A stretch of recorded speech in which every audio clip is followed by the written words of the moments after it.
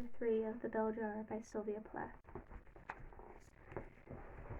Arrayed on the ladies' day banquet table were yellow-green avocado pear halves stuffed with crab meat and mayonnaise, and platters of rare roast beef and cold chicken, and every so often a cut-glass bowl heaped with black caviar. I hadn't had time to eat any breakfast at the hotel cafeteria that morning, except a cup of overstewed coffee so bitter it made my nose curl, and I was starving. Before I came to New York, I'd never eaten out in a proper restaurant. I don't count Howard Johnson's, where I only had french fries and cheeseburgers and vanilla fraps with people like Buddy Willard. I'm not sure why it is, but I love food more than just about anything else. No matter how much I eat, I never put on weight. With one exception, I've been the same weight for 10 years. My favorite dishes are full of butter and cheese and sour cream. In New York, we had so many free luncheons with people on the magazine and various visiting celebrities, I developed the habit of running my eye down those huge handwritten menus, where a tiny side dish of peas cost 50 or 60 cents, until I picked the richest, most expensive dishes and ordered a string of them. We were taken out on expense accounts, so I never felt guilty. I made a point of eating so fast I never kept the other people waiting, who generally ordered only chef's salad and grapefruit juice because they were trying to reduce. Almost everybody I met in New York was trying to reduce. I went to welcome the prettiest, smartest bunch of young ladies our staff has yet had the good luck to meet. The plump, bald master of ceremonies wheezed into his lapel microphone. This banquet is just a small sample of the hospitality our food testing kitchens here on Ladies' Day would like to offer in appreciation for your visit. A delicate, ladylike spatter of applause, and we all sat down at the enormous linen-draped table. There were 11 of us girls from the magazine, together with most of our supervising editors and the whole staff of the Ladies' Day food testing kitchens in hygienic white smocks, neat hairnets, and flawless makeup of a uniform peach pie color. There were only 11 of us because Doreen was missing. They had her set her place next to mine for some reason, and the chair stayed empty. I saved her place card for her, a pocket mirror with Doreen painted along the top of it in a lacy script, and a wreath of frosted daisies around the edge, framing the silver hole where her face would show. Doreen was spending the day with Lenny Shepard. She spent most of her time with Lenny Shepard now. In the hour before our luncheon at Ladies' Day, the big woman's magazine that features lush double-page spreads of Technicolor mules, with a different theme and locale each month. We had been shown around the endless glossy kitchens and seen how difficult it is to photograph apple pie a la mode under bright lights because the ice cream keeps melting and has to be propped up from behind with toothpicks and changed every time it starts looking too soppy. The sight of all the food stacked in those kitchens made me dizzy. It's not that we didn't have enough to eat at home. It's just that my grandmother always cooked economy joints and economy meatloafs and had the habit of saying, the minute you lifted the first forkful to your mouth, I hope you enjoy that. It cost 41 cents a pound, which always made me feel I was somehow eating pennies instead of Sunday roast. While we were standing up behind our chairs listening to the welcome speech, I had bowed my head and secretly eyed the position of the bowls of caviar. One bowl was set strategically between me and Doreen's empty chair. I figured the girl across from me couldn't reach it because one of the mountainous centerpiece of marzipan fruit and Betsy on my right would be too nice to ask me to share it with her if I just kept it out of the way at my elbow by my bread and butter plate. Besides, another bowl of caviar sat a little way to the right of the girl next to Betsy, and she could eat that. My grandfather and I had a standing joke. He was the head waiter at a country club near my hometown, and every Sunday my grandmother drove in to bring him home for his Monday off. My brother and I alternated going with her, and my grandfather always served Sunday supper to my grandmother and whichever of us was along, as if we were regular club guests. He loved introducing me to special tidbits, and by the age of 9 I had developed a passionate taste for cold vigeoisie and caviar and anchovy paste. The joke was that at my wedding my grandfather would see I had all the caviar I could eat. It was a joke because I never intended to get married, and even if I did, my grandfather couldn't have afforded enough caviar unless he robbed the country club kitchen and carried it off with a suitcase. Under cover of the clinking of water goblets and silverware and bone china, I paved my plate with chicken slices. Then I covered the chicken slices with caviar thickly, as if I were spreading peanut butter on a slice of bread. Then I picked up the chicken slices in my fingers, one by one, rolled them so the caviar wouldn't ooze off, and ate them. I discovered, after a lot of extreme apprehension about what spoons to use, that if you do something incorrect at table with a certain arrogance, as if you knew perfectly well you were doing it properly, you could get away with it and nobody will think you are bad-mannered or poorly brought up. They will think you are original and very witty. I learned this trick the day J.C. took me to lunch with a famous poet. He wore a horrible, lumpy, speckled brown tweed jacket and gray pants and a red and blue checked open-throated jersey in a very formal restaurant full of fountains and chandeliers, where all the other men were dressed in dark suits and immaculate white shirts. This poet ate a salad with his fingers, leaf by leaf, while talking to me about the antithesis of nature and art. I couldn't take my eyes off the pale, stubby white fingers traveling back and forth from the poet's salad bowl to the poet's mouth, with one dripping lettuce leaf after another. Nobody giggled or whispered rude remarks. The poet made eating salad with your fingers seem to be the only natural and sensible thing to do. None of our magazine editors or the Ladies' Taste staff members sat anywhere near me, and Betsy seemed sweet and friendly. She didn't even seem to like caviar, so I grew more and more confident. When I finished my first plate of cold chicken and caviar, I laid out another. Then I tackled the avocado and crab meat salad. Avocados are my favorite fruit. Every Sunday my grandfather used to bring me an avocado pear hidden at the bottom of his briefcase, under 6 soiled shirts in the Sunday comics. He taught me how to eat avocados by melting grape jelly and French dressing together in a saucepan and filling the cup of the pear with garnet sauce. I felt homesick for that sauce. The crab meat tasted bland in comparison. "How was the first show?" I asked Betsy, when I was no longer worried about the competition over my caviar. I scraped the last few black salty eggs from the dish with my soup spoon and licked it clean. "It was wonderful," Betsy smiled. "They showed us how to make an all-purpose neckerchief out of mink tails, and a gold chain, and the sort of chain you can get an exact copy of at Woolworth's for $1.98, and Hilda nipped down to the wholesale fur warehouses right afterward and bought a bunch of mink tails at a big discount and dropped it in at Woolworth's, and then stitched the whole thing together, coming up on the bus." I peered over at Hilda, who sat at the other side of Betsy. Sure enough, she was wearing an expensive-looking scarf of furry tails fastened on one side by a dangling gilt chain. I never really understood Hilda. She was 6 feet tall, with huge slanted green eyes and thick red lips and a vacant Slavic expression. She made hats. She was apprenticed to the fashion editor, which set her apart from the more literary ones among us, like Doreen and Betsy and I myself, who all wrote columns, even if some of them were only about health and beauty. I don't know if Hilda could read, but she made startling hats. She went to a special school for making hats in New York, and every day she wore a new hat to work, constructed by her own hands out of bits of straw or fur or ribbon or veiling in subtle, bizarre shades. "That's amazing," I said. "Amazing." I missed Doreen. She could have murmured some fine, scolding remark about Hilda's miraculous fur piece to cheer me up. I felt very low. I had been unmasked only that morning by J.C. herself, and I felt now that all the uncomfortable suspicions I had about myself were coming true, and I couldn't hide the truth much longer. After 19 years of running after good marks and prizes and grants of one sort or another, I was letting up, slowing down, dropping clean out of the race. "Why didn't you come along to the first show with us?" Betsy asked. I had the impression she was repeating herself, in that she asked me the same question a minute ago, only I couldn't have been listening. "Did you go off with Doreen?" "No," I said. "I wanted to go to the first show, but J.C. called up and made me come in to the office." That wasn't quite true about wanting to go to the show, but I try to convince myself now that it was true, so I could be really wounded about what J.C. had done. I told Betsy I had been lying in bed that morning planning to go to the first show.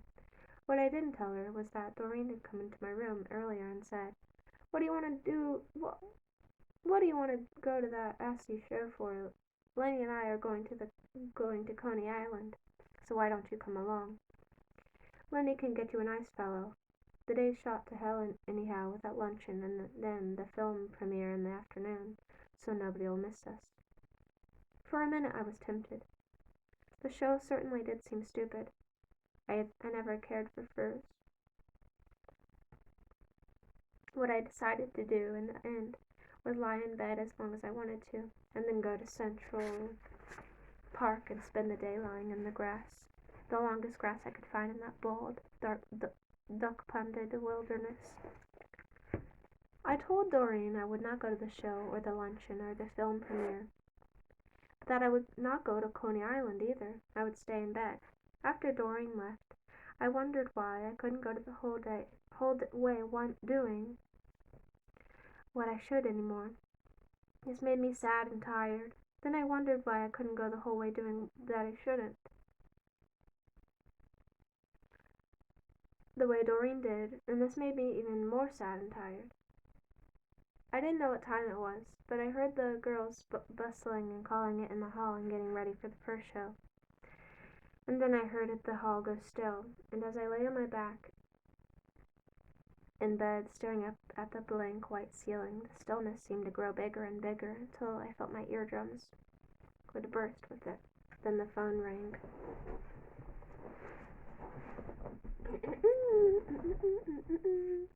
I stared at the phone for a minute. The receiver shook a bit in its bone-colored cradle, so I could tell it was really ringing. I thought I might have given my phone number to somebody at a dance or a party, and then forgotten about it. I lifted the receiver and spoke in a husky, receptive voice. "Hello? JC here," JC rapped out with his brutal promptitude. "I wondered if you happened to be planning to come into the office today." I sank down into the sheets. I couldn't understand why JC thought I'd be coming into the office. We had all these mimeographed schedule cards so he could keep track of all of our activities, and we spent a lot of mornings and afternoons away from the office going to affairs in town. Of course, some of the affairs were optional. There was quite a pause. Then I said meekly, "I thought I was going to the first show." Of course I hadn't thought any such thing, but I couldn't figure out what else to say. I told her I thought I was going to the first show, I said to Betsy. But she told me to come into the office. She wanted to have a little talk with me, and there was some work to do. Oh, Betsy said sympathetically. She must have seen the tears that plopped down into my dessert dish of meringue and brandy ice cream, because she pushed over her own untouched dessert, and I started absently on that I'd finished my own. I felt a bit awkward about the tears, but they were real enough. JC had said some terrible things to me. When I made my wan entrance into the office at about 10 o'clock, JC stood up and came around her desk to shut the door, and I sat in the swivel chair in front of my typewriter table facing her, and she sat in the swivel chair behind her desk facing me, with a window full of potted plants, shelf after shelf of them springing up at her back like a tropical garden. "Doesn't your work interest you, Esther?" "Oh, yes, it does, I said. "It interests me very much." I felt like yelling the words, as if that might make them seem more convincing, but I controlled myself. All my life I'd told myself studying and reading and writing and working like mad was what I really wanted to do, and it actually seemed to be true. I did everything well enough and got all A's. And by the time I made it to college, nobody could stop me. I was college correspondent for the Town Gazette and editor of the literary magazine, and secretary of honor board, which deals with academic and social offenses and punishments, a popular office. And I had a well-known woman poet and professor on the faculty championing me for graduate school at the biggest universities in the East, and promises of full scholarships all the way. And now I was apprenticed to the best editor on an intellectual fashion magazine. And what did I do but bulk and bulk like a dull cart horse? I'm very interested in everything. The words fell with a hollow flatness onto JC's desk, like so many wooden nickels. I'm glad of that, JC said, a bit waspishly. You can learn a lot in this month in the magazine, if you just roll up your shirt sleeves. The girl who was here before you didn't bother with any of the fashion show stuff. She went straight from this office onto time. My, I said, in the same sepulchral tone. That was quick. Of course you have another year at college yet, JC went on a little bit more mildly. What do you have in mind after you graduate? What I always had in mind was getting some big scholarship to graduate school, or a grant to study all over Europe. And then I thought I'd be a professor and write books of poems, or write books of poems and be an editor of some sort. Usually I had these plans on the tip of my tongue. I don't really know, I heard myself say. I felt a deep shock hearing myself say that, because the minute I said it, I knew it was true. It sounded true, and I recognized it. The way you recognize the same nondescript person that's been hanging around your door for ages, and then suddenly comes up and introduces himself as your real father, and looks exactly like you. So you know he really is your father, and the person you thought all your life was your father is a sham. I don't really know. You'll never get anywhere like that. JC paused. What languages do you have? Oh, I can read a bit of French, I guess, and I have always wanted to learn German. I've been telling people I'd always wanted to learn German for about 5 years. My mother spoke German during her childhood in America and was stoned for it during the First World War by the children at school. My German-speaking father, dead since I was 9, came from some manic-depressive hamlet in the black heart of Prussia. My younger brother was at that moment on the experiment in an international living at Berlin and speaking German like a native. What I didn't say was that each time I picked up a German dictionary or a German book, the very sight of those dense black barbed wire letters made my mind shut like a clam. I've always thought I'd like to go into publishing. I tried to recover a thread that might lead me back to my old bright salesmanship. I guess what I'll do is apply at some publishing house. You ought to read French and German, JC said more mercilessly, and probably several other languages as well, Spanish and Italian, better still, Russian. Hundreds of girls flood into New York every June thinking they'll be editors. You need to offer something more than the run-of-the-mill person. You better learn some languages. I hadn't had the heart to tell JC. There wasn't one scrap of space on my senior year schedule to learn languages in. I was taking one of those honors programs that teach you to think independently, and except for a course in Tolstoy and Dostoevsky and a seminar in advanced poetry composition, I would spend my whole time writing on some obscure theme in the works of James Joyce. I hadn't picked out my theme yet because I hadn't got around to reading Finnegan's Wake. But my professor was very excited about my thesis and had promised to give me some leads on images about twins. I'll see what I can do, I told JC. I probably might fit in one of those double-barreled accelerated courses in elementary German they've rigged up. I thought at the time I might actually do this. I had a way of persuading my class dean to let me do irregular things. She regarded me as a sort of interesting experiment. At college I had to take a required course in physics and chemistry. I had already taken a course in botany and done very well. I never answered one question wrong the whole year. And for a while I toyed with the idea of being a botanist and studying the wild grasses in Africa or the South American rainforests, because you can win big grants to study offbeat things like that in queer areas much more easily than winning grants to study art in Italy or English or in England. There's not so much competition. Botany was fine, because I loved cutting up leaves and putting them under the microscope and drawing diagrams of bread mold and the odd, heart-shaped leaf in the sex cycle of the fern. It seemed so real to me. The day I went to physics class, it was death. A short, dark man with a high, lisping voice, named Mr. Manzi, stood in the front of the class in a tight blue suit, holding a little wooden ball. He put the ball on a steep groove slide and let it run down to the bottom. Then he started about let A equal acceleration and let T equal time, and suddenly he was scribbling letters and numbers and equal signs all over the blackboard, and my mind went dead. I took the physics book back to my dormitory.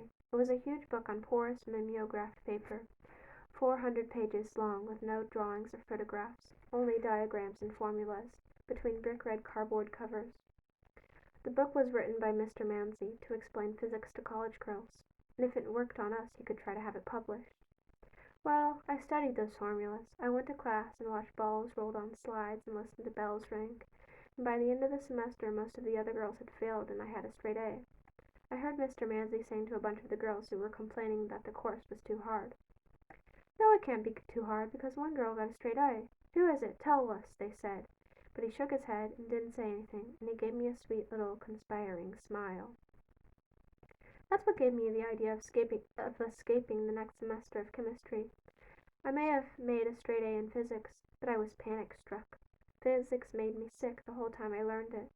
What I couldn't stand was this shrinking everything into letters and numbers, instead of leaf shapes and enlarged diagrams of the holes and the leaves breathe through in fascinating words like carotene and xanthophyll on the blackboard.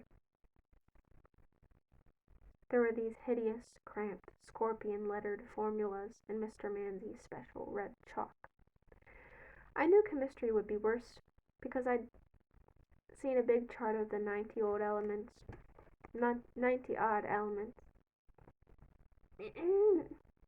hung up in the chemistry lab, and all the perfectly good words like gold and silver and cobalt and aluminum were shortened to ugly abbreviations with different decimal numbers after them. If I had to strain my brain with any more of that stuff, I would go mad. I would fail outright. It was only by a horrible effort of will that I had dragged myself through the first half of that year. So I went to my class dean with a clever plan. My plan was that I needed the time to take a course in Shakespeare, since I was, after all, an English major. She knew, and I knew perfectly well, that I would get a straight A again in the chemistry course. So what was the point of taking the exams? Why couldn't I just go to the classes and look on and take it all in and forget about marks or credits? It was a course of honor among honorable people, and the content meant more than the form, and marks were really a bit silly anyway, weren't they, when you knew you'd always get an A? My plan was strengthened by the fact that the college had just dropped the second year of required science for the classes after me. Anyway, so my class was the last to suffer under the old ruling. Mr. Manzi was in perfect agreement with my plan. I think it flattered him that I enjoyed his classes so much. I would take them for no materialistic reason like credit and an A, but for the sheer beauty of chemistry itself. I thought it was quite ingenious of me to suggest sitting in on the chemistry course, even after I'd changed over to Shakespeare. It was quite an unnecessary gesture. It made it seem I simply couldn't bear to give chemistry up. Of course, I would never have succeeded with this scheme if I had made that A in the first place, and if my class dean had known how scared and depressed I was, and how I seriously contemplated desperate remedies such as getting a doctor's certificate, that I was unfit to study chemistry, the formulas made me dizzy, and so on, I'm sure she wouldn't have listened to me for a minute, but would have made me take the course regardless. As it happened, the faculty board passed my petition, and my class dean told me later that several of the professors were touched by it. They took it as a real step in intellectual maturity. I had to laugh when I thought about the rest of that year. I went to the chemistry class 5 times a week and didn't miss a single one. Mr. Manzi stood at the bottom of the big, rickety old amphitheater, making blue flames and red flares and clouds of yellow stuff by pouring the contents of one test tube into another. And I shut his voice out of my ears by pretending it was only a mosquito in the distance, and sat back enjoying the bright lights and the colored fires, and wrote page and page of villanelles and sonnets. Mr. Manzi would glance up at me now and then and see me writing, and send up a sweet little appreciative smile. I guess he thought I was writing down all those formulas not for exam time, like the other girls, but because his presentation fascinated me so much, I couldn't help it. End of chapter 3.